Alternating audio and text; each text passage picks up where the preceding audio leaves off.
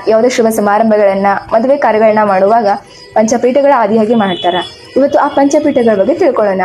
ಪರಶಿವನ ಪಂಚಮುಖಗಳಿಂದ ಪಂಚಪೀಠಾಧೀಶ್ವರ ಜನನ ಆಗುತ್ತೆ. ಅದರಲ್ಲಿ ಮೊದಲನೆಯ ಸದ್ಯೋಜಾತ ಮುಖದಿಂದ ಭೂಮಿಯಲ್ಲಿ ಕೊಲ್ಲಿಪಾಕಿಯ ಸೋಮೇಶ್ವರ ಲಿಂಗದಲ್ಲಿ ಶ್ರೀ ಜಗದ್ಗುರು ರೇಣುಕಾಚಾರ್ಯರು ಉದ್ಭವ ಆಗ್ತಾರೆ. ನಂತರ ನಾಡಿನಾದ್ಯಂತ ಸಂಚಾರ ಮಾಡಿ ಧರ್ಮದ ಬಗ್ಗೆ ಅರಿವನ್ನ ಮೂಡಿಸ್ತಾರ. ಶ್ರೀ ಜಗದ್ಗುರು ರೇಣುಕ ಭಗವತ್ಪಾದರು ಅಗಸ್ತ್ಯ ಮುನಿಗಳಿಗೆ ಮಾಡಿದ ಬೋಧನೆಯ ಸಾರವೇ ಸಿದ್ಧಾಂತ ಶಿಖಾಮಣಿ. ಪ್ರಸ್ತುತ ಬಾಳೆಹೊನ್ನೂರಿನ ರಂಭಾಪುರಿ ಪೀಠಕ್ಕೆ ಶ್ರೀಮದ್ ರಂಭಾಪುರಿ ವೀರ ಸಿಂಹಾಸನಾಧೀಶ್ವರ ಶ್ರೀ ಶ್ರೀ ಶ್ರೀ 1008 ಜಗದ್ಗುರು ಪ್ರಸನ್ನ ರೇಣುಕ ಡಾಕ್ಟರ್ ವೀರ ಸೋಮೇಶ್ವರ ಶಿವಾಚಾರ್ಯ ಭಗವತ್ಪಾದರು ಜಗದ್ಗುರುಗಳಾಗಿದ್ದಾರೆ.